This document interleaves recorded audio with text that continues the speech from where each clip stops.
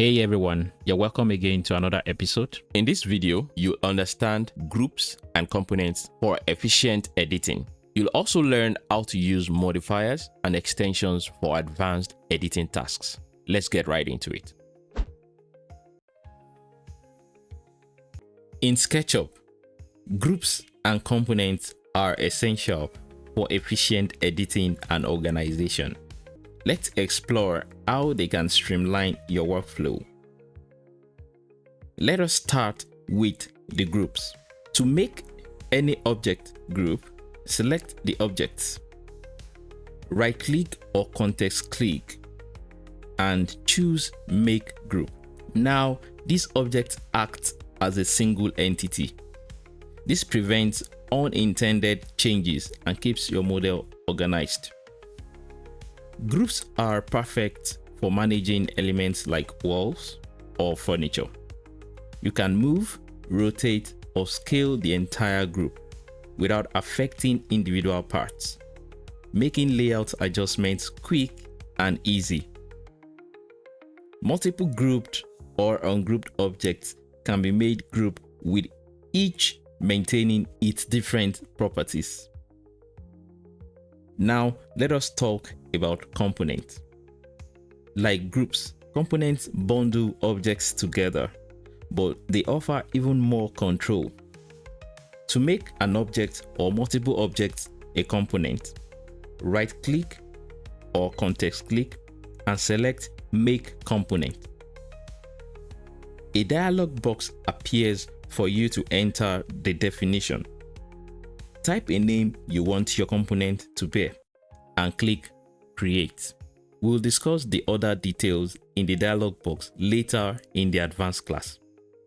Now your object is made a component. This creates a reusable asset with unique properties. The magic of components is that when you edit one instance or a copy, all other copies update automatically. For example, if you change the design of one chair, every chair in your model updates instantly. This consistency is invaluable, especially in large projects. Components are also stored in the Components panel, making it easy to reuse them across different models. Just drag and drop them in your scene. Amazing, isn't it? Using groups and components not only keeps your model organized, but also saves time and ensures consistency.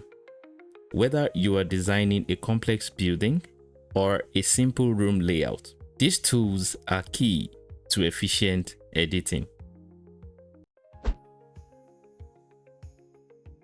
Let us dive into modifiers and extensions. Starting with modifiers. These are special keys you can hold while using standard tools to unlock extra features. We will discuss some of these great keys and their functions. Number 1. While scaling, hold the Shift key to maintain proportions or the Control key to scale around the center point.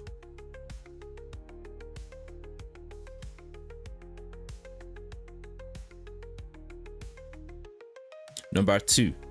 When using the Move tool, holding the Control key creates a duplicate of the object.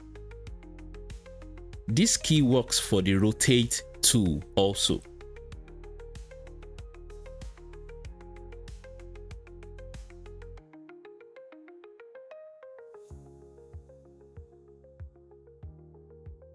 Number 3. When using the Push and Pull tool, holding the Control key toggles Create New Starting Face option. This leaves the parent's face and extrudes a copy of the face instead. Also, holding the Alt key toggles the Stretch mode. Now, let's explore extensions. Plugins add powerful functionality to SketchUp, just like the name implies. They are tools that have been created by different makers to further make SketchUp experience more efficient. To download plugins, head to the extension warehouse, where you'll find tools for everything from advanced modeling to rendering. You can also get them from sketchucation.com. To install plugins from your PC, go to the extension manager in the Getting Started toolbar. Select Install Extension, then pick the plugin file and click Open. Let us see some plugin examples. Like the Shape Bender, it offers advanced way for bending grouped objects along a curved outline.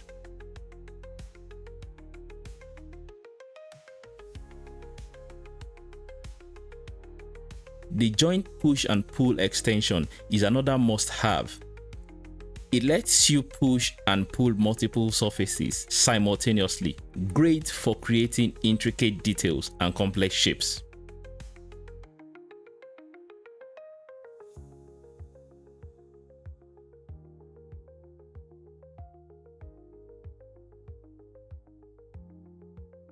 Modifiers and extension unlocks advanced editing capabilities in SketchUp, helping you tackle complex projects with ease, whether you are fine-tuning details or transforming entire models. These tools are essential for pushing your creative boundaries. This video is a part of a complete SketchUp training series, so make sure you subscribe and turn on notifications so you don't miss the next episode. See you in the next class.